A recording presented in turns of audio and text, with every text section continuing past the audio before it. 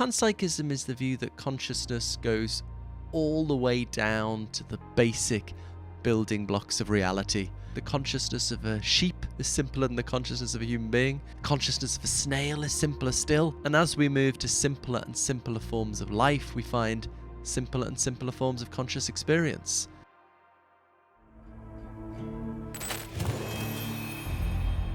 How can we conceptualize of a God that's of limited power and yet explains everything? Traditional theism struggles with reconciling the terrible suffering we find in the world with an all-powerful, loving God. Phillip Goff, you don't believe in hell. So what happens when we die? This is the Loaf Podcast. Today, we're interviewing Dr. Phillip Goff, the man in large part responsible for the revival of Panpsychism in Anglo-American philosophy, and somebody I've been reading for a long, long time. He's recently had a conversion to Christianity, which is in large part informed by this worldview. So we're really, really excited to get into that. So, Phillip, usually we start by asking our guests when they've recently changed their mind in an important way. I think we may already have an idea of how you've changed your mind. I think a religious conversion is a pretty big one. So maybe you can just tell us in short about that change. Was it scary? Wow. Yes. Where do I start with that in brief? Well, I'm describing it as a heretical form of Christianity, just to kind of flag up it's maybe a little bit different from how people normally think about Christianity. I don't believe in the virgin birth. I think the Bible gets loads of stuff wrong. I don't believe God is all powerful, and I'm very uncertain whether it's all true. So it's maybe a little bit different, but yeah, I mean, it's only recently gone public with this, but I suppose it's been building up for a long time, a slow and gradual alteration that's happened in various stages that we might get to. But yeah, I mean, I need, I guess for me, philosophy is not just kind of abstract questions. It's something I kind of live out. I can't live with myself if I don't know what I think about something, or if I change my mind, I have to follow it. And I've ended up in this rather odd place of this slightly heretical form of Christianity. But that's, Bertrand Russell told us we have to follow the arguments where they lead, and this is where I've ended up. And it's made me a bit happier, actually. I wasn't unhappy before, but I think it's made me a bit happier. Yeah, it tends to be the quite a common line from people who've just kind of converted to maybe more dogmatic forms of religion. Makes me happy, community. But we'll get into that. We'll get into that in this maybe longer form interview, which we're really excited to do. I think maybe as a bit of a background to you as well, and something to break the ice a little bit. And I think most importantly, as a kind of base to a discussion about panpsychism, maybe you could start us off by giving us your understanding and definition of consciousness and what you understand consciousness to mean on a very basic level. That's a very good place to start, because it is a little bit of an ambiguous word, actually. I think people use it in different ways. Some people use it to mean something like self-consciousness, awareness of one's own existence. But I think that's a bit more sophisticated to how it's standardly used in science and philosophy, where it's used just to mean experience of any kind. Your consciousness is just what it's like to be you at any given moment. So right now you're having an auditory experience of my voice speaking to you, visual experience of the room around you. If you pay a bit more attention, you'll notice tactile sensations of the chair beneath your body. So this is all part of what it's like to be you right now, your feelings, your experiences, and that's all we mean by consciousness, really. Some people say, oh, it's a mystery what consciousness is. I don't like that way of putting it. I think consciousness is the most evident thing. You know what pain is when you feel it. So I don't think it's a mystery so much what consciousness is. The real challenge is how it fits into our scientific understanding of the universe more generally. I think an important clarification for our listeners before we get into the implications of what consciousness is and where it is kind of what we're doing here. So metaphysics is the discipline in philosophy which looks at what is the base nature of reality, right? What's the substratum that underlies everything? How do we explain the things that actually go on beneath the surface in science? And consciousness is really one of the central problems in metaphysics, right? And I think historically, and I know that you struggled with this as well, there's only really been two kind of solutions for a long time now.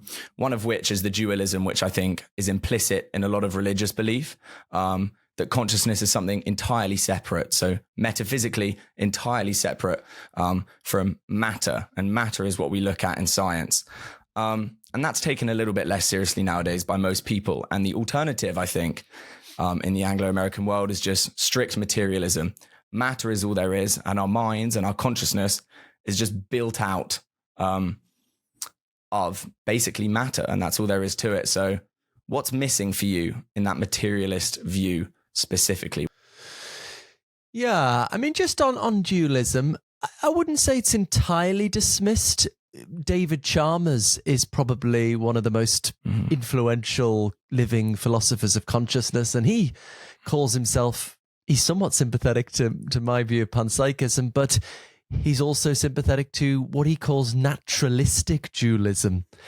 And so he thinks consciousness is not physical, it's separate from the physical body and brain, but he wants to bring it into the scientific picture to find out through science, through neuroscience, laws that govern the interactions between the physical world and non-physical consciousness. But yeah, I mean, I guess it's not a view I'm incredibly sympathetic to. So what's wrong with the bog standard? You know, we've just got, actually, bog standard, I found out recently our American friends don't understand that word. I had some deep trouble on a podcast. An American host was saying, bug standard? The standard of bugs? What are you talking about? Anyway, vanilla, I think maybe is the closest translation for our American friends. Anyway, what is wrong with there's just the physical world, physics, chemistry, neuroscience, and consciousness kind of emerges from that? Well, you know, we've been trying for many decades now to make sense of that, to explain consciousness in terms of underlying processes in the brain. I would argue, you know, that decades-long project has got precisely nowhere.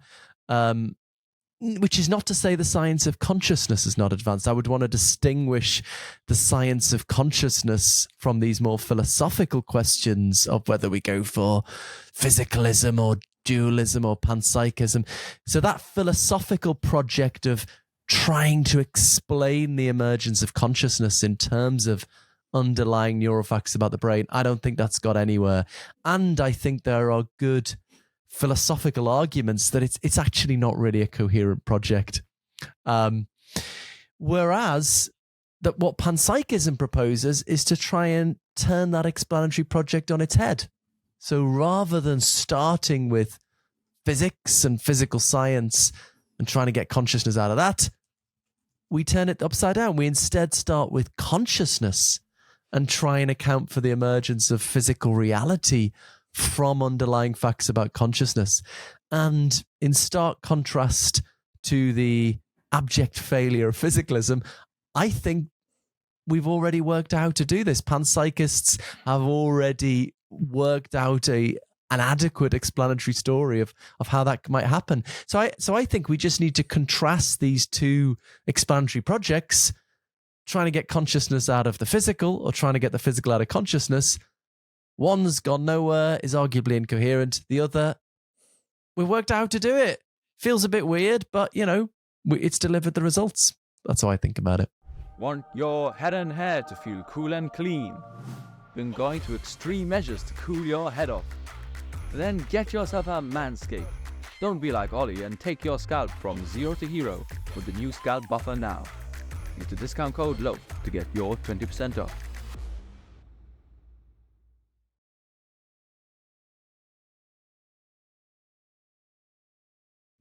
Just to interrupt you there, sorry, Philip, thank you for that. Just, I think maybe for our viewers who might not be so familiar with panpsychism, maybe you could quickly elucidate your position, just briefly, and maybe from that explain how panpsychism or your position solves the hard problem of consciousness. So, in short, like what your main commitments are. Yeah, that's a good point. I've jumped from physicalism to panpsychism, but I mean that's a good maybe initial way into it. Do we start? What comes first, chicken or the egg? You know, what comes? Do we start with the physical world and consciousness pops out, or do we start with consciousness and the physical world pops out? A lot of people think of physicalism as, oh, that's the scientific story, but I would argue that actually, and we could get into this if you like, the scientific data is just neutral on all of these options. All of these options, for any scientific data, all of these different theories have a way of accommodating that data in their own terms. So I think we have to just explore these different options as philosophical options and see how they pan out. So that's the contrast, right? Do we start with physical stuff and consciousness pops out, or do we start with consciousness and physical reality pops out? So the panpsychist goes for that latter one. How on earth do we make sense of that? What, you know, listeners or viewers might be thinking, well, how can we get physics out of consciousness? What does that even mean? And here we draw inspiration from really important work from the 1920s by the philosopher and Nobel laureate Bertrand Russell. I think of Russell as the sort of Darwin of consciousness. I think he kind of solved all the mysteries here. And Russell's essential insight was that physics is just kind of mathematical, right? Physics is just a load of mathematical structure. Stephen Hawking famously said, physics doesn't tell us what breathes fire into the equations and makes a universe for them to describe. So Russell said, look, physics is just maths, right? And in that sense, physics doesn't really care what's at the base of reality. All it cares about is that it has the mathematical structure, right? Whatever's down there, as long as it has the right mathematical structure, you're going to be able to get physics out of that. That's all physics is. So contemporary panpsychists build on this and think, well, hold on, if we can tell some story about consciousness, some story about little, very simple conscious things interacting in simple, predictable ways, and through their interactions, they make certain patterns, certain mathematical structures. And if we can get the right mathematical structures out of that, we'll get physics. So this points us the way forward to get physics out of some underlying story about consciousness. For panpsychists, it's consciousness that breathes fire into the equations. So basically, I think we can't get consciousness out of physics, but we can get physics out of consciousness. We know that can be done thanks to Professor Russell. Thank you. Yeah. Incidentally, I actually agree with you that consciousness is what breathes fire into science. However, I think we could focus on exactly what's missing here. And I think looking at neuroscience might be a good example, right? People think, or some responses to panpsychism, right, have been, well, we haven't actually gotten that far in neuroscience. As we do more research, we may be able to work out effectively exactly what creates consciousness and at what parts in the brain. Now, you don't think that's the full story, and maybe we can dive into the deep conceptual difference there, which really explains this difference between the behavior of matter that science looks at and actually what lies underneath the creation of consciousness in our brain. Yeah. I mean, and one thing to point out that I've focused on in my book Galileo's Error, for example, that's somewhere behind me, shameless self-promotion, is, people have this idea, physical science is going amazingly. Of course it's going to explain consciousness. But if we take a slightly broader historical perspective, we find that actually physical science in an important sense kicks off with the father of modern science, Galileo, in the 17th century, taking consciousness out of science so that we can have a purely mathematical story, right? So Galileo had this idea. He wanted, for the first time in history, physics to be purely mathematical, science to be purely what he called natural philosophy. But the trouble was we get these qualities in experience, colors, sounds, smells, tastes that we can't capture in this purely quantitative mathematical vocabulary. So Galileo proposed a radical new philosophical worldview, right? He says, well, maybe all that consciousness stuff, that's outside of the physical world. That's outside of the scientific domain. Once we take that out, we can capture everything else mathematically. So the very project of physical science was premised on this separation of mathematical physics from qualitative consciousness. And I think, if we want to bring these two things together, we're going to have to look at something like panpsychism for unifying the two together. But just to come, that was maybe a slight digression. Coming to your point is, what is it? What's the principled reason to think this can't be done? That physical science doesn't have the resources to do this? Because look, when you think about what is, and I think Galileo understood this very well. What is physical science in the business of? It's in the business of tracking behavior. What stuff does the behavior of complex physical systems? We take a complex, say, biological system, and we postulate mechanisms to explain the observable behavior. Ultimately, we get to the laws of physics. It's all about observable behavior out there in the physical world. But when we're interested in explaining consciousness, it's a different explanatory project, right? We're not trying to explain some observable behavior out there. We're trying to explain our feelings and experiences that we're sort of immediately acquainted with, that we only know they exist because we're immediately aware of them. So it's just a very different explanatory project. So I think it's a little bit like saying, telescopes are really good in astronomy. Maybe they'll be really good in pure mathematics as well. Well, no, it's just very different explanatory projects. And I think this is what Galileo realized at the start of the scientific revolution. We need to separate out these explanatory projects. And that went really well. That's gone really well. But I think people have forgotten these things were initially separated out, and they think, it's going to explain everything. Well, no, these are just very different kind of things we're aiming to do. So yes, physical science has been amazing. It's been amazing at explaining observable behavior, but that's not what explaining consciousness is all about. Okay. That was a bit long-winded. Sorry. No, that was good. I want to make you go even further, because I think the way to do that is by taking it to an even simpler level. Because I still think we're a little bit too advanced in the conversation. Let's push it back a little bit. Panpsychism, and correct me if I'm wrong, is very, very basically the view that what we view to be inert matter or unconscious matter, like atoms, has some basic form of proto-consciousness on a very basic level, and that coming together, that creates more complex forms of consciousness, from cockroaches to plants, or rather from plants to cockroaches to humans.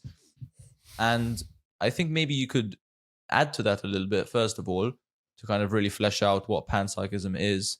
And then maybe you could tell us why our current scientific view, or the view that most people hold, somehow is like has some form of cognitive dissonance to it. Why does the average person believe that the brain, that consciousness arises from the brain, and why is that so ingrained in kind of the general psyche, and how does panpsychism come into the picture?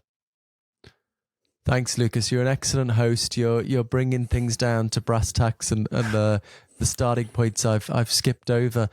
So panpsychism is the view that consciousness goes all the way down to the basic building blocks of reality.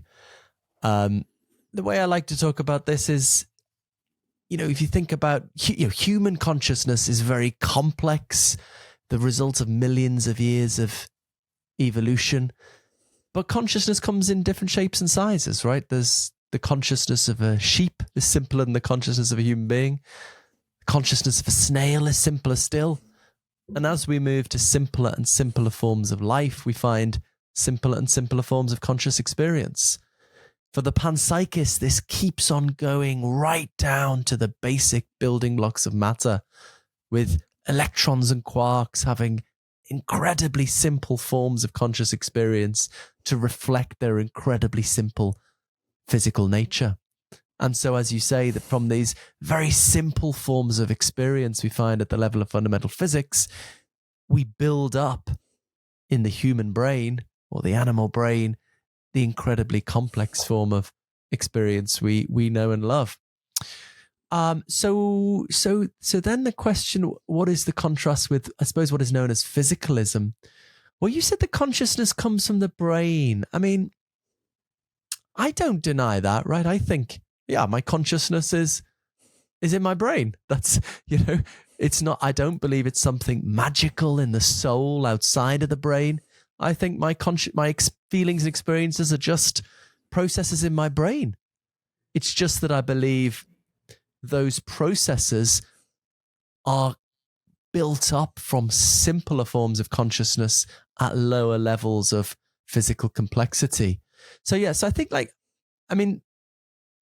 there's undeniable stuff here that consciousness goes along with certain processes in the brain, right? That to my mind, that is the scientific task. The scientific task is working out which kinds of brain activity go along with consciousness. And that's something we've made progress on, although it's still a bit of a mess. We could talk about that. But that's not the full story, right? That's uncontroversial. Everybody agrees on that. The philosophical question is, why? Why does brain activity of a certain kind go with consciousness? Why do consciousness and the physical world have anything to do with each other? And the scientific data just leaves that open. And so we turn to these philosophical possibilities. Well, maybe that's because consciousness is at the base of reality and physical world emerges from that. Sorry, or could maybe, you just quickly maybe it's the other way re-explain around. there? Could you just quickly, just to hold you there for a second, why is it not possible that a human has consciousness only coming from kind of material atoms that themselves don't have consciousness, that they come together to form a more complex form that we call consciousness, rather? Why can that not be the case? Well, I mean, that's the crucial question that is debated here. But I think there are 2 points here, right? If I could just distinguish them. The first point I was making just now was simply that the scientific data, any scientific data from neuroscience, is neutral on this question. So this is not, people think physicalism is the sort of scientific option. No, the scientific data is just neutral, right? Science tells us, and to be honest, common sense tells us to an extent, that brain activity and consciousness are correlated, right? They go together, and the science tries to establish more specifics. And there are different philosophical ways of explaining that. Physicalism, panpsychism, dualism. But I mean, all of these philosophical options are empirically equivalent, right? You can't do an experiment to tell us which is right. So then you might say, well, we should just be agnostic. My colleague, philosopher of science, Peter Vickers, said, well, yeah, we should just be agnostic. You can't do an experiment to work out which is right, so we should just be agnostic. That's one option. But then don't go and say, you're a physicalist. Just say you don't know. You don't know whether physicalism or panpsychism or dualism are correct. But another option is to say, okay, the experiments can't decide it, but we can try and evaluate these theories in other ways. Do philosophy, right?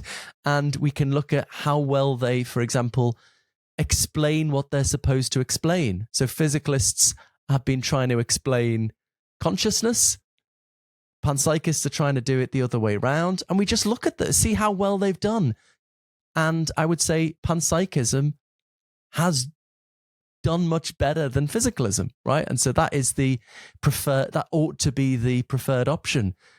And I think it's just kind of for cultural reasons, it feels a bit weird that, it's still a fairly minority view, although it's taken much more seriously than it was 10 years ago. I'm going to move it to a bit of a speculative question, but before I do that, just to close up on maybe giving a bit of my personal journey with Panpsychism, the bit that really clinched it for me in terms of understanding that distinction, which I watched your interview with Joe Rogan a long, long time ago.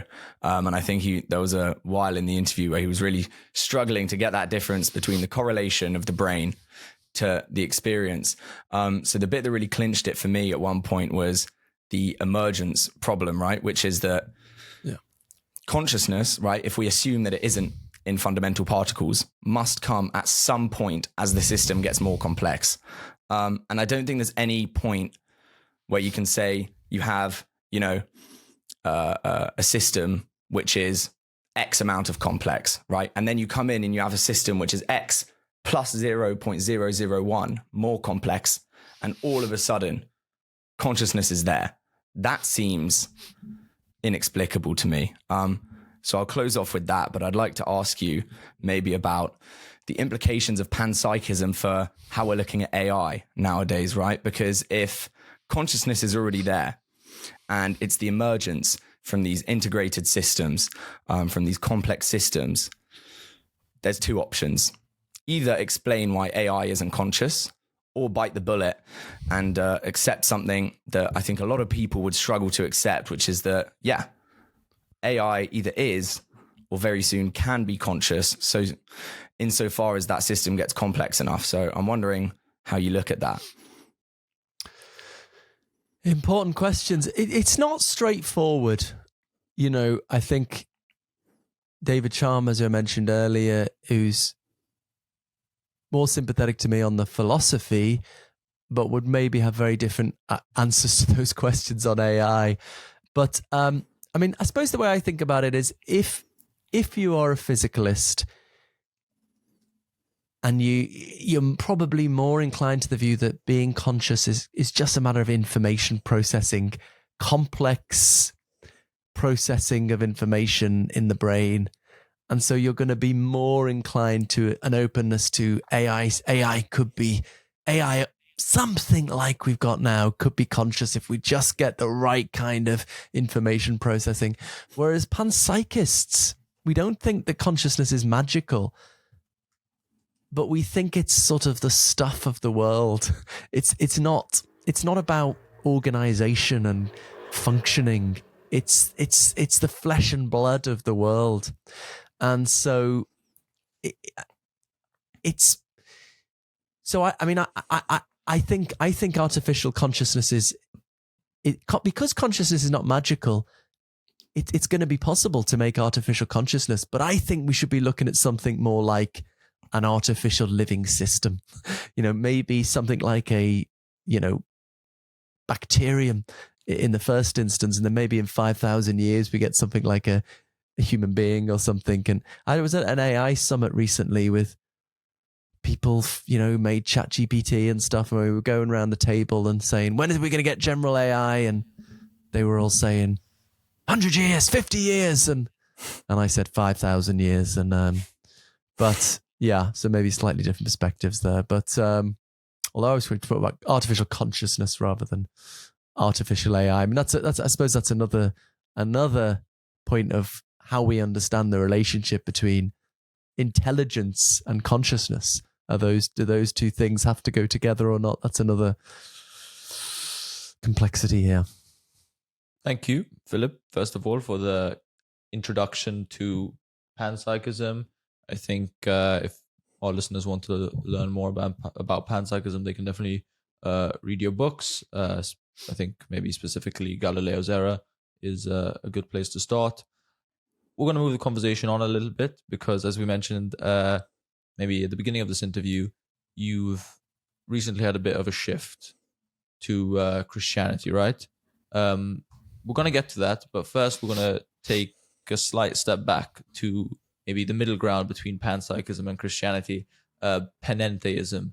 I think this is a really interesting one, and just for those listening who might not be familiar with the word Panentheism, but maybe more pantheism, it's kind of a riff of pantheism. It's basically the view that in some sense the world is inside God or inside some theistic higher power. Basically both that everything is God, but that also there is some divide between creator and created.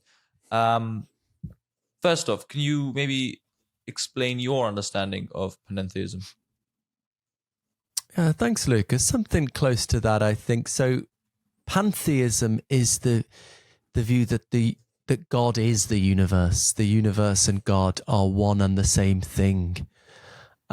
Whereas panentheism is the view that the universe is in some sense inside God. So there's more to God than just the physical universe, but the physical universe isn't something completely separate to God. Rather, it's part of the being of God, right? So God is part of, so the universe is part of God. That's I think the basic way I would understand it. Should I say a bit more about the motivation, or what do you? Yeah, I'll just quickly come in here because I find this topic really interesting, especially as someone who's just graduated with English literature. I don't know if you know Simon Critchley. I know the name. Go on, tell me about Simon Critchley. No, he's a brilliant he's a brilliant philosopher, 21st century philosopher, and when we interviewed him, we really discussed the link between literature and philosophy. And I think it's just maybe it's a bit of an aside and maybe more of a foundational point. But during my final year at Oxford, I did quite a bit of work with Coleridge and Wordsworth. And I think in terms of panentheism, there's just a couple of quotes that I'll read out that I think are relevant. In Tintern Abbey, Wordsworth writes about a hermit by his fire. And he writes about a hermit who is materially alone, but not spiritually alone. And there's this idea that even within this panentheistic view, within the fire itself, maybe there are some forms of consciousness in nature as well. So I'm sensing already some kind of link here between panentheism and panpsychism, which I think is really cool. There's The Rime of the Ancient Mariner by Coleridge, which also seems to link. Coleridge believed in multeity in unity in a theological sense. And in The Rime of the Ancient Mariner, he writes, or the mariner says rather, I looked upon the rotting sea, I looked upon the rotting deck, I looked to heaven. Again, there's this sense that heaven and the rotting deck are kind of syntactically placed in the same level. Even kind of the rotting deck has a certain life to it, a certain consciousness maybe. So I feel that maybe the clinching point here in terms of discussing literature is, again, a contemporary to all these writers, Mary Shelley, who writes Frankenstein. And I think that's almost, at least metaphorically speaking, one of the most interesting ways where we see Victor Frankenstein create a monster who is conscious, created from what we believe to be unconscious matter. So there's lots of interesting points here. I was wondering what your thoughts are, maybe firstly about panentheism, and maybe more broadly about literature and its connection to philosophy. Yeah, fascinating. That's really fascinating. I've had two or three discussions now with the novelist Philip Pullman, who wrote the His Dark Materials trilogy. Okay. That was a BBC HBO thing recently, and we got in touch because he's fascinated and inspired by panpsychism. I saw he reviewed your book, right? Well, he's done the blurb for my last two books. Yeah, I'm not sure how he's going to feel about the change to heretical Christianity. He's not that keen on religion, but anyway, we'll see how that goes. So if he'll want to blurb the next book anyway. But he also, part of his attraction to panpsychism is those same poets. Tintin Abbey, he quoted at one of our discussions the line, something more deeply interfused. So this sense that there is a higher form of consciousness not out there in some supernatural realm beyond the universe, but somehow pervading the universe we inhabit. In the psychological tick box test to see if someone's had a mystical experience, one of the boxes to tick is, do you have a sense of a living presence in all things? So this, I mean, we can talk about the intellectual motivations, but certainly this conception of the divine, I find, spiritually resonates with me, at least in a deeper way than, I guess, the more supernaturalist conception of God I kind of imbibed in my Catholic upbringing that I rejected when I was 14 and refused to get confirmed and upset my grandmother. So yeah, so certainly in line with what you mentioned of these poets, I think it does somehow, with me at least, deeply spiritually resonate. Doesn't mean it's true, of course. I think there's always that element in philosophy, as much as the arguments go back and forth, ultimately something has to click, right? And you then have to substantiate that position. But having that click, which you weren't able to account for before, in terms of the actual argumentation for your move from panpsychism to panentheism, or for those who maybe don't quite buy panpsychism yet, you'll feel that there's a need for something to explain certain aspects of the universe. I want to talk about kind of the two main points you mentioned, right? Which is the fine-tuning of the universe for life. Let's start with, before we move on to psychophysical harmony. Why does the fine-tuning of the universe convince you that there must be something there, right? Because I guess the skeptical argument would be a tiny chance over a long enough time period and something will occur. So just to give people a sense of where I'm coming from, I always end up being the middle way option. I think, so many people think we have to choose between the God of traditional religion or meaningless, purposeless universe, right? And I came to find both of these traditional views, in my view, have deep challenges, have things they can't explain. Traditional theism struggles with reconciling the terrible suffering we find in the world with an all-powerful, loving God. Why would an all-loving God choose to create us with such a horrific process like natural selection? So there are things, traditional, supernaturalist, all-powerful God hypothesis struggles to explain, like suffering. But I think there are also things atheism struggles to explain. So the one you mentioned, Oliver, the fine-tuning of physics for life, this surprising discovery of recent decades that certain numbers in physics, at least our current physics, are like Goldilocks porridge, exactly as they need to be for life to be a possibility. And these are the numbers that have governed our universe from the first moments after the Big Bang, right? So just to take an example, dark energy, which powers the accelerating expansion of the universe, according to our current best theories, if that force had been slightly stronger, everything would have shot apart so quickly no two particles would have ever met. We wouldn't have had stars, planets, any kind of structural complexity at all, and therefore no life, one would think. Whereas if it had been significantly weaker, everything would have collapsed back on itself split second after the Big Bang. So for life to be possible, that force had to be in a very, very narrow range.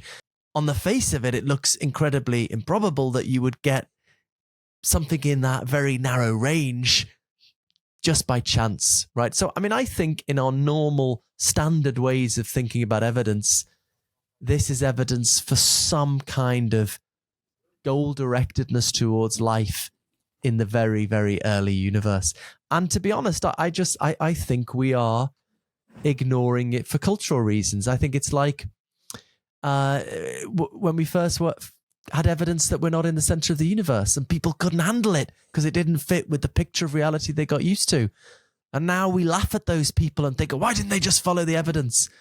But I think every generation absorbs a worldview it can't see beyond. I think future historians looking back at us will just think, why did everyone just ignore this evidence of fine-tuning that is so straightforwardly evidence for some sort of goal-directedness? So, yeah, I mean, obviously, there's lots of debatable points here, but the fact that it is so not taken seriously, even though it's fairly uncontroversial scientific data, I think is noteworthy. Mm-hmm. And how would you respond to an argument which uses the monkey and the typewriter as an analogy that perhaps we're not sure exactly how entropy works, right? The universe might be collapsing, coming back out, and so on. And at one point in all of those, we may have just come out with a universe that came out with the right measurements, as unlikely as those are. I think the statistics you use in your book was if you roll a dice 70 times and it comes out in the same number every time, that's 1 in 10 to the 55 or something. And the chance of whichever measurement it was being correct was something like 1 in 10 to the 170, right? Which seems so unlikely. But how would you respond to the argument that, look, we just don't know? There's a decent chance, at least, as well, that over time, through a repeated process, we just got there. Yeah, I mean, I used to adopt that hypothesis myself for a long time. I always thought this needed explaining. It can't just be fluke. We could go into the fluke possibility if you like, but yeah, many philosophers and physicists try to give a multiverse explanation, right? So if you've got enough monkeys on typewriters, one of them's gonna flukily write some meaningful English. But it's just when I started teaching this, actually, I became persuaded by philosophers of probability, and there's been a literature in the academic journals on this for decades now. I find it bizarre. It's just a typical example of academics talking to themselves, that nobody knows about this outside of academic philosophy. So this is what led to this book, Why, modestly titled Why, the Purpose of the Universe, was, I just became persuaded there's really dodgy reasoning going on in trying to explain fine-tuning in terms of a multiverse. So, let's stick with the monkeys on typewriters example. Suppose you're walking around in the jungle and you see a monkey typing perfect English, you'd say, something needs explaining here. Maybe it's a robot, maybe it's specially trained, maybe it's someone dressed up. What you wouldn't say is, well, maybe there are lots of other planets with monkeys on typewriters, and most of them are typing rubbish, and this is the one that's typing good stuff, right? You wouldn't say that because, your evidence is this particular what you need explained is this particular monkey in front of you, right? And postulating monkeys elsewhere doesn't help explain that. Now, there's a crucial difference you might be about to say. There's a crucial difference in the fine-tuning case. Well, we couldn't have observed, right?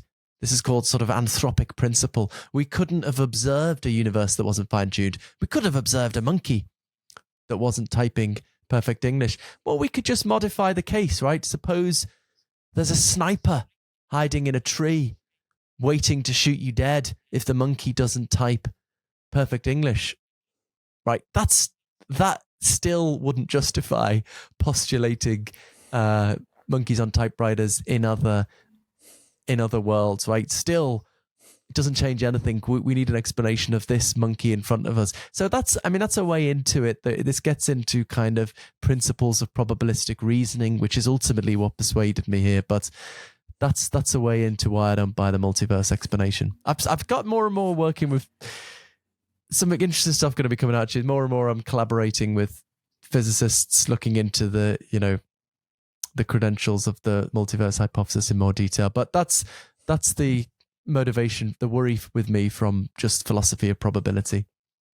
No, that's really interesting. And something I found interesting as well was you mentioned why. Reading why, I could see you retrospectively, having seen your switch to a heretical form of Christianity, how you were maybe leading there. But you made a criticism of your current own view. So I was wondering how you would respond to it. And often one of the reasons for postulating God in philosophy of religion is that it's an ultimate explanation, some kind of necessary being that postulates or that ontologically supports everything contingent in the world, right? And that's because it's necessary, because it's all powerful, all knowing, and all good. Now, you say that we should have a God of limited power so we can understand the problem of evil, that maybe God wasn't able to stop this. Can God, or can a God of limited power, explain the existence of the universe? Or is this something which you're agnostic on, or which is maybe lacking from the more general picture you have? So that is the view I've ended up with. The best hypothesis here is a God of limited ability, a God who's not all powerful. So I think the all powerful God hypothesis can't explain the terrible suffering we find looking at our TV screens every day. But traditional atheism can't explain fine tuning and certain other things to do with consciousness that are a bit trickier to explain. But I think that the God of limited powers hypothesis, I think, can explain all the data, right? So we can explain the fine tuning in terms of God's purposes for the universe, God wanting a universe compatible with the possibility of life. We can explain the suffering we find in terms of God's limitations. So that the hypothesis would be that God simply can't create intelligent life, complex intelligent life, by clicking God's fingers. If God has fingers, if God has fingers. The only way God can create intelligent life is by creating a universe with the right kind of physics that will eventually evolve it. And God's like, I know it's going to be messy, it's going to be horrible, I'm sorry. It was this or nothing. It was the best I could do, guys.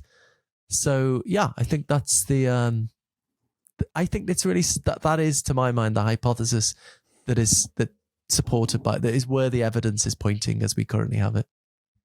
Sounds a bit weird. Again, it sounds a bit weird, but it does the job, I think. Yeah, I have a question, or perhaps criticism, about your solution to the problem of evil with the God of limited power. I'm not sure it 100% deals with the issue, but just before we get onto that, I just want to stick on the point of God serving as the explanatory or ontological foundation of the universe. Now, a God of limited power doesn't seem to quite fit this picture of a necessary being which sits under everything in the same way, right? You would expect that something which is the ontological substratum of the universe, right, would be ultimately powerful.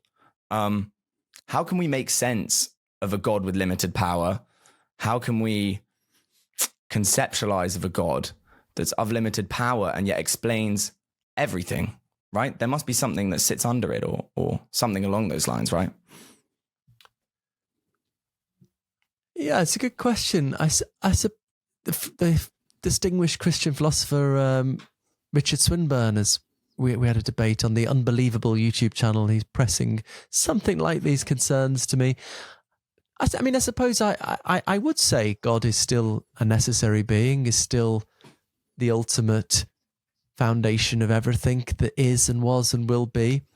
So why can't a necessary being have limited power? I mean, I'm not thinking there's something outside of God that's limiting God. It's just God is the ultimate. It's just that, as Wittgenstein says, explanations have to stop somewhere. You've got to stop somewhere with your fundamental story of reality. In my mind, that would just be the fundamental fact that God is limited in what God is able to do. Maybe the all-powerful God hypothesis is a little bit simpler, and so a little bit, there's a little bit less of a why question there, maybe. But you never entirely get rid of the why question. Even with the all-powerful traditional God, you've still got the question, well, why? Why does it exist? Why isn't there nothing? So you've always got to take something as brute as the foundation. So I don't see why I can't take a God who's not all powerful as the foundation. Yeah, it's true. I guess I do ultimately agree that when I was younger, and I was doing philosophy of religion for the first time, I found the necessary existence thing maybe a little unsatisfying as an ultimate explanation, which I think is what I was looking for at the time, right? The idea that there'll be a point where we go, oh, okay, that's it, right? But obviously, there's got to be some explanatory bedrock. But to move it to the problem of evil, if that's all right with you in specific, your essential criticism of the all-powerful, all-knowing, all-loving God is that they could have created a universe where we didn't need to go through this messy process with immense amounts of suffering in order to get the kind of complex consciousness and connection with God that we have today. And so therefore, the kind of value of free will and so on and so forth doesn't really counterbalance all the suffering that we have, all the natural suffering and so on. However, for me, there's still a problem in that the God of limited power, assuming that that God, had a decent foreknowledge of what was going to come about and how this process was going to go, right? Still knew the kinds of suffering, the genocides throughout history and currently, the immense animalistic suffering on an everyday scale, murder, etc., and so on, and still chose to put people through that simply so we could come closer to God in some way or feel united to God in some way. I don't know if from the perspective of the person who's suffering immensely, starving, has experienced sexual assault, has been murdered, has had a child killed, that this connection with a being justifies all that. Yeah, very nicely put. These are very challenging questions. I suppose I would say there is an important moral difference between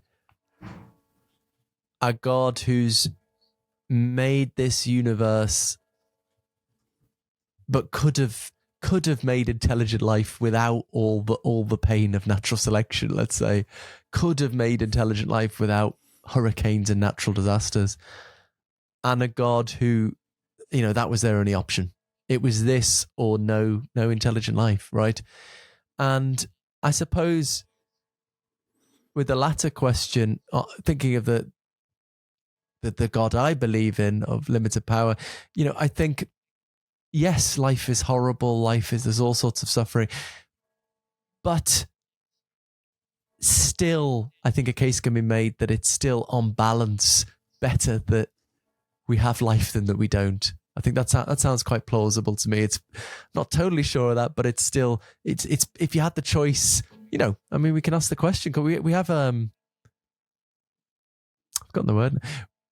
We have antinatalists who think, it's not worth it and it's immoral to have children. We should let the human race die out. But I think most of us would think, if you're going to choose between total annihilation and letting things carry on as they are, the latter is better.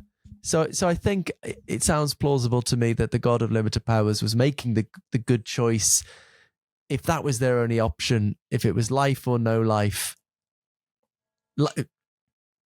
if it was life as we have it or no life, then it was the right moral choice to go for life. Whereas a God who could get life with much less pain, I find it much harder to make sense of that as a sensible, correct moral choice. Okay, to maybe move it on now to your Christianity specifically, Philip. I'm curious why Christianity, because just based on my own understanding of my experience with speaking with Christians, Protestants, Catholics,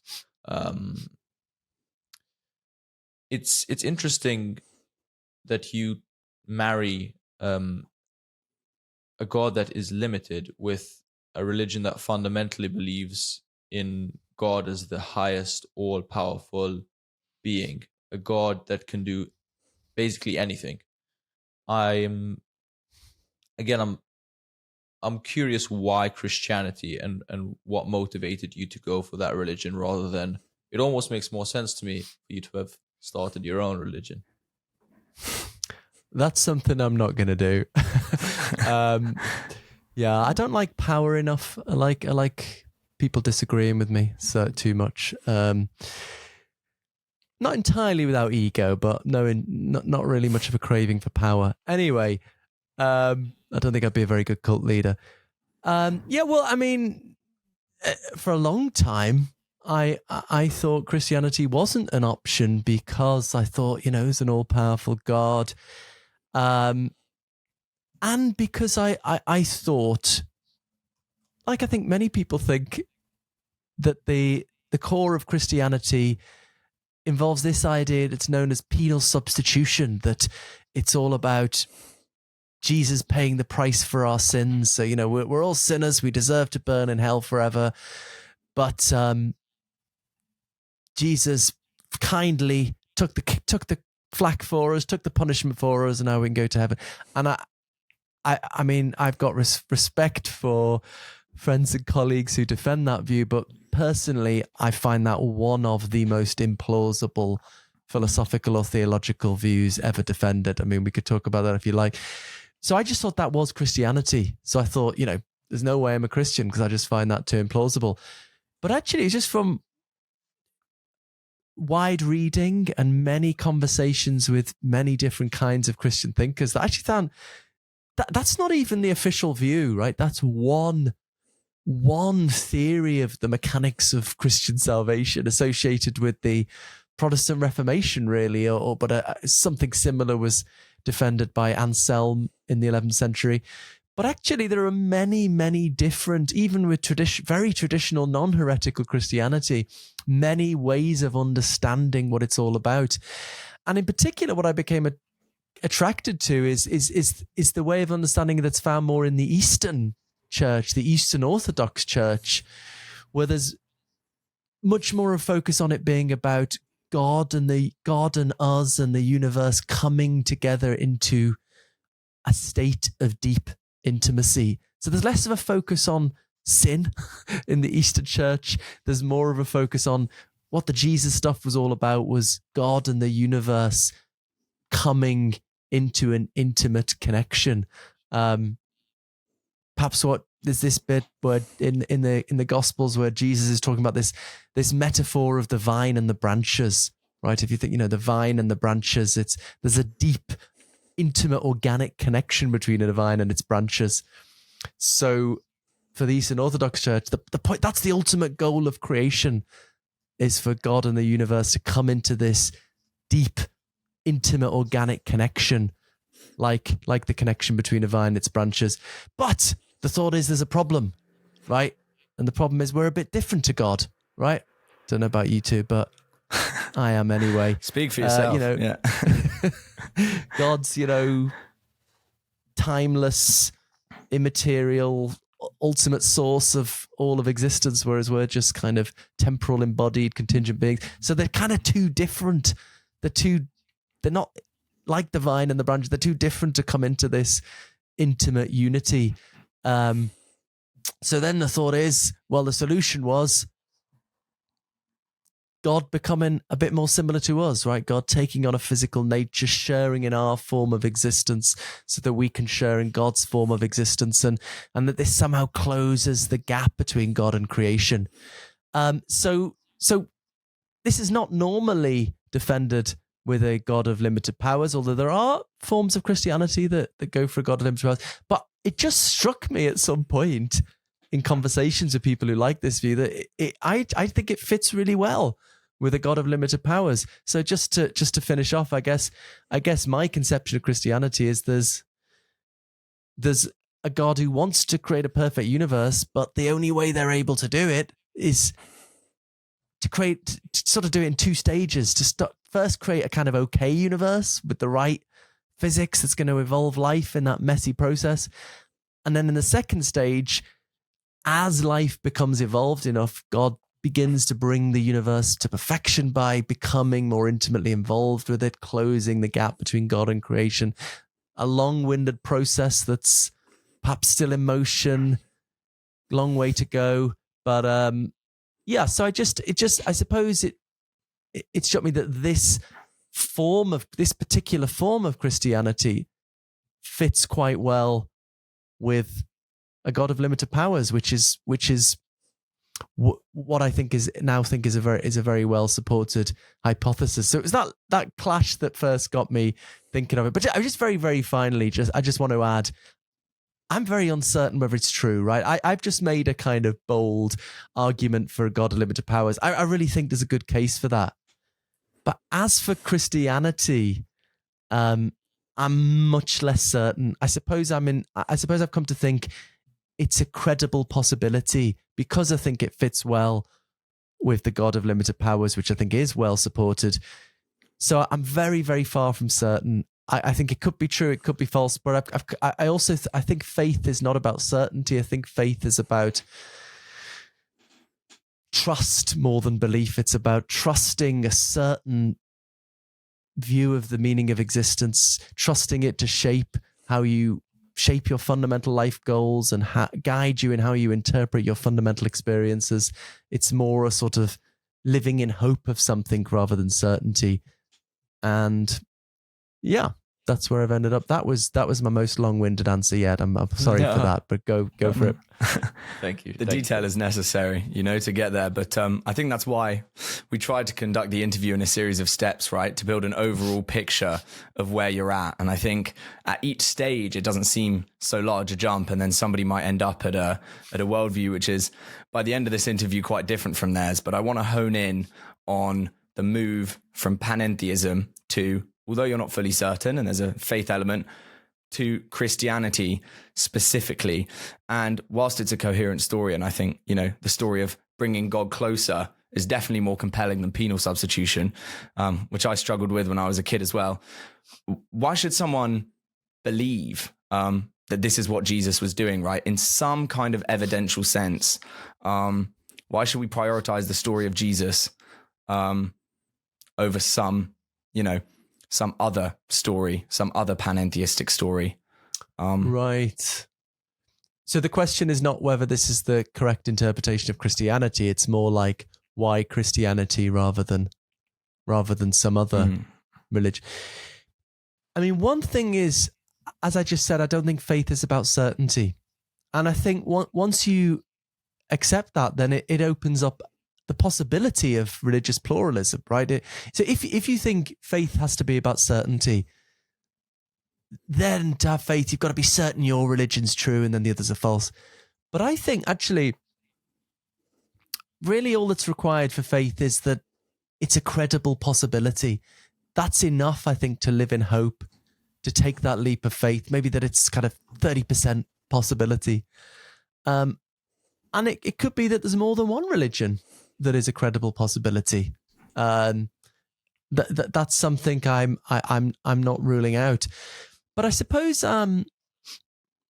why Christianity? I mean, it, as I say, it does, in my view, fit with this view that I do believe, the God of limited powers, that I think is well evidenced. And once you're on board with that, I suppose that opens you up to other reasons to take it seriously. I mean, one thing, Jesus just being an absolutely incredible thinker and teacher, not necessarily say the best in the whole of history, but certainly a very rare and extraordinary teacher. Now, just in itself, that doesn't tell us anything, but I think in the mix, it counts for something. I also think that there is something a little bit hard to explain about the origins of Christianity. I think there's good historical evidence that soon after Jesus died, lots of people, including one person who was a violent opponent of the movement, had these experiences that persuaded them that he was alive again in some sense. And it looks like they were pretty powerful experiences because they motivated them to vigorously defend this conviction for many, many decades against violent opposition. So again, this is, I mean, even skeptical New Testament historians like Bart Ehrman would agree with that much, right? I mean, again, this is not on its own. This doesn't prove anything, right? I think if you're starting from an atheist position, you should just say, okay, Jesus was a great teacher. That doesn't mean anything. Okay, maybe there was a bit of a weird form of mass hallucination after Jesus died. Maybe some people had grief hallucinations, and then there was a bit of group think hysteria or something. I think that's a fine explanation, because I think Carl Sagan was right that extraordinary proposals require extraordinary evidence, right? And if you're starting from an atheist perspective, the Christian story is so implausible that the evidence I've just talked about is really nowhere near enough.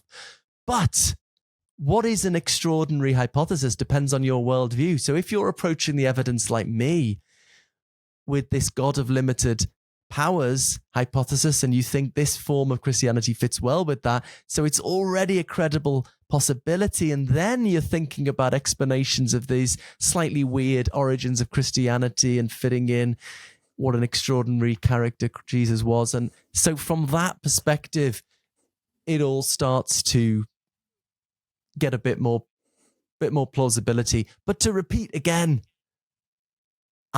this still doesn't get me very far, but maybe at most 50-50.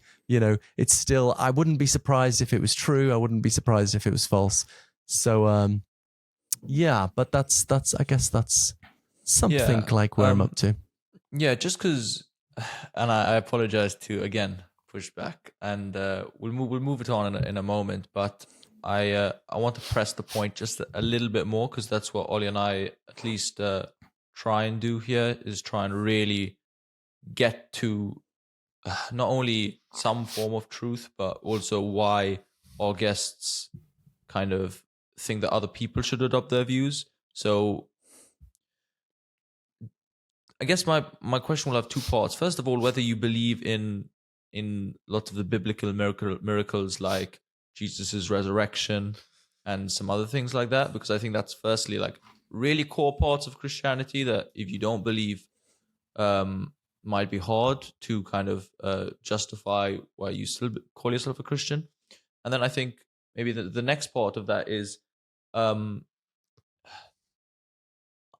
maybe from a more personal point of view, why so much of your writing and your thinking feels very, very grounded in logical step-by-step movements up. And I don't mean this in a in any sort of like rude way. It's more just I'm curious why you don't just stick with a more agnostic view of religion, and why you do feel that move to Christianity. I'm curious if it's maybe more of a psychological move towards Christianity than one grounded in philosophy. Thanks, Lucas. Certainly don't apologize for raising these points. This is what it's all about. This is great. The resurrection was a big stumbling block for me in taking this seriously. So I suppose I found out about this Eastern Orthodox way of thinking about Christianity, of God and the universe coming together, that making a lot of sense to me. Sure. But yeah, the resurrection was always, hold on, this is no good. And I think part of it is, I worry it brings back to the problem of evil. So remember, my solution to the problem of evil and suffering is that God can't deal with it, right? But if God can raise people from the dead, then we're back to the problem. Why don't you, hey God, why don't you do that more often, right? There's a lot of terrible suffering from grief in the world, a lot of lives cut short. So that was something that stopped me for a long time. The final piece in the jigsaw was reading the wonderful book on the resurrection by liberal biblical scholar Dale Allison. I really like Dale Allison. He's incredibly, so many people in this area, whether they're on the Christian side or the atheist side, are sort of like defense lawyers, defending their position. And his book, he's very uncertain and raises the best options on both sides, and wonderful thinker, I think. Anyway, he has a a slightly unorthodox view of the resurrection. I don't know how much detail we want to go into this, but partly it's a visionary conception of the resurrection, right? So he doesn't think this was a matter of seeing and touching a body, right? Like, rather, these were visionary experiences, more akin to what we find described in the New Testament in Paul's conversion on the road to Damascus, right? He's sort of thrown to the ground, having this crazy visionary experience. So in the Allison picture of things, what we should be thinking of on the first Easter Sunday is lots of the early Christians start getting thrown to the ground and having these wild experiences, and it's just getting more and more pronounced to more and more people. So it becomes apparent there's something weird going on here, even if it's not actually seeing and touching a body. So, well, I could go into more details about that, but that was an important part of the making sense of it story to me. So on your point, yeah, it's interesting.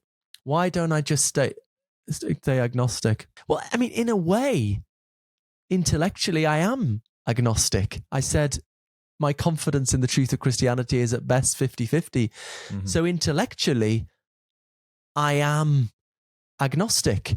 But 50-50 is, I mean, it's still quite high, for such an incredible theory of reality. So I suppose, I mean, I've been led there by thinking it's a good fit with this, to my mind, well-evidenced theory of reality, namely the God of limited powers hypothesis. So that makes me think this is something that could be true, that there's a really non-negligible chance that it's true. But yeah, but I, in a sense, I am agnostic. And then I think faith is about a decision to choose to live in trust of that. Like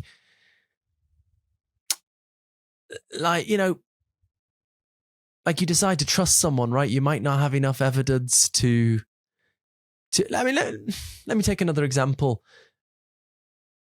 Do we have enough evidence that we're going to deal with climate change? I think, God, we can't be too confident. Maybe we can't even be 50-50. But it's reasonable, I think, to have faith that we're going to deal with climate change, right? To root for it, if that gives you meaning and motivation, to say, I'm going to choose to have faith that we're going to do this. So likewise, that's how I think about religion, that you should be thinking, yeah, you want it to be a credible possibility. I think there are some religions that are too implausible to even have faith in. But I think you should be thinking, is this a credible possibility?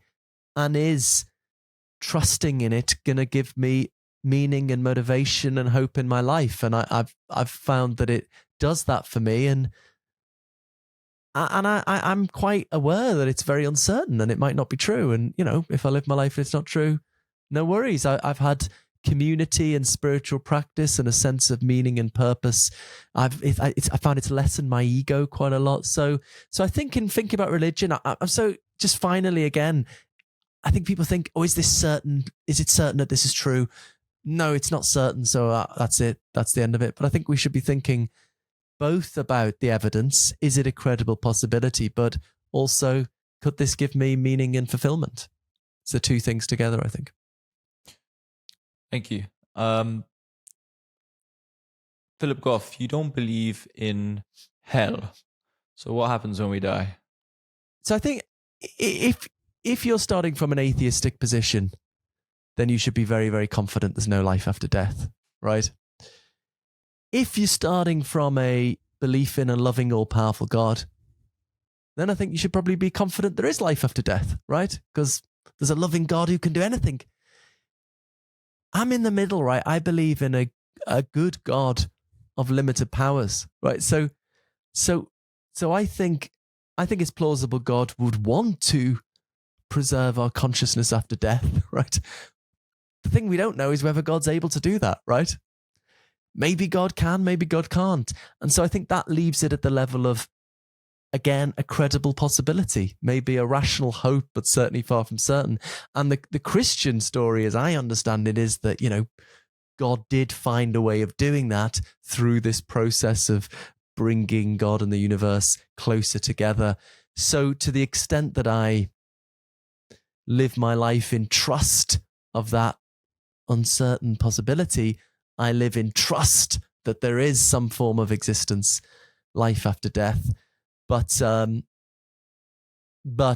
again, I'm very uncertain. I'm very, very open to the possibility that there's nothing after death. Just finally, you said about hell. I definitely don't believe in hell. But actually, most liberal Christians tend to be what's called universalists, that, we're all going to go to heaven. Again, the tricky thing for me is, again, because God has limited ability, I think God would want to save everyone. But because God is not all powerful, I don't know, maybe God can't save everyone. Maybe you've got to be kind of up for it a bit. I don't know. So I suppose I'm sort of agnostic between a universalist position. Well, I'm agnostic about it all, as I hope I've made clear. But insofar as I'm thinking of Christianity, I would be uncertain about whether universalism or what's called annihilationism, that, some people get some life after death and some people, it's just the end, right? That's one Christian theory of life after death. And the reason I'm open to that is because I don't know what God's able to do.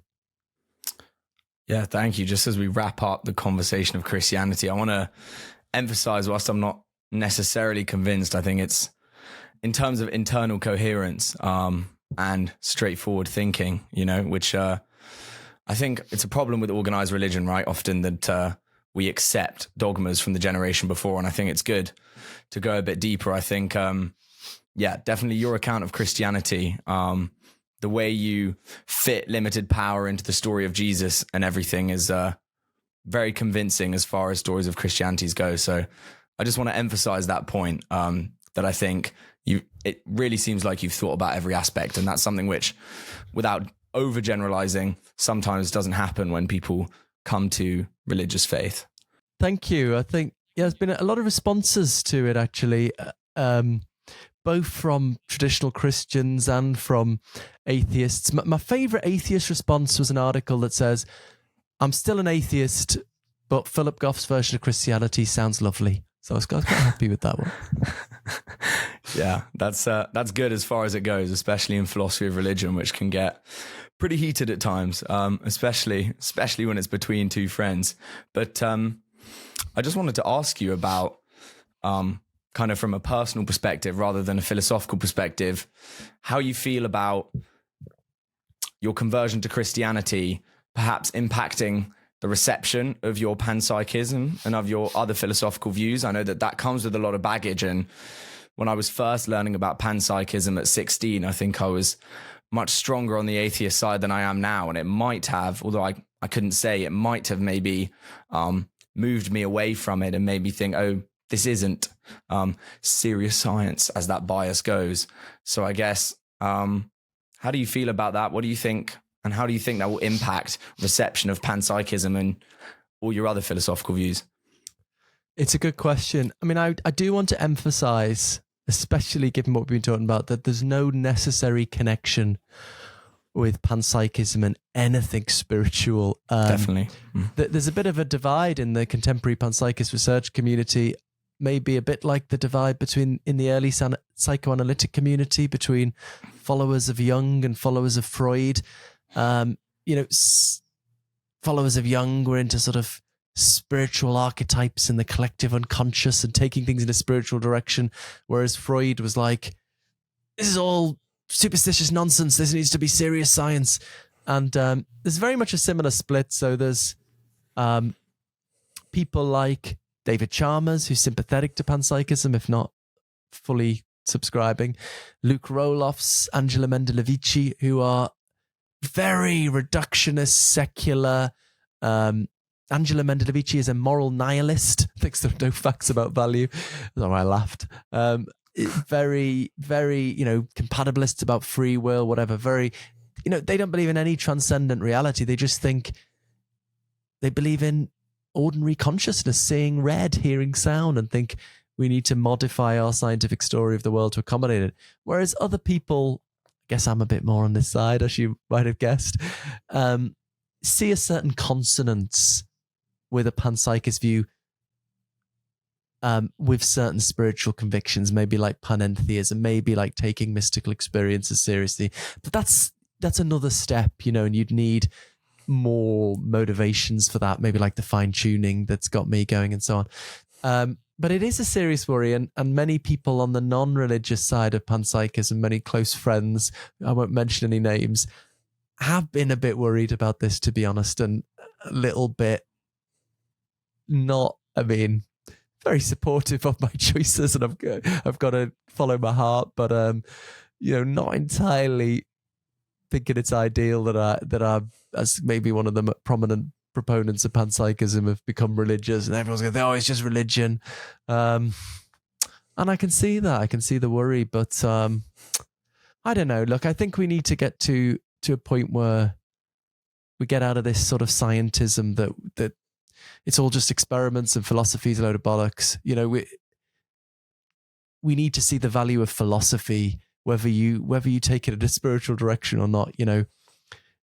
For the experiment, there are questions you can't answer with an experiment, especially when it comes to consciousness. And I think what I talk about in my Why book actually is how I think we've discovered that how you interpret the scientific data itself of consciousness is impacted by your philosophical assumptions. I think that's part of the reason I want to talk. Well, I've written some things for Scientific American about this. I think this is part of the reason we're still such a mess with the science of consciousness.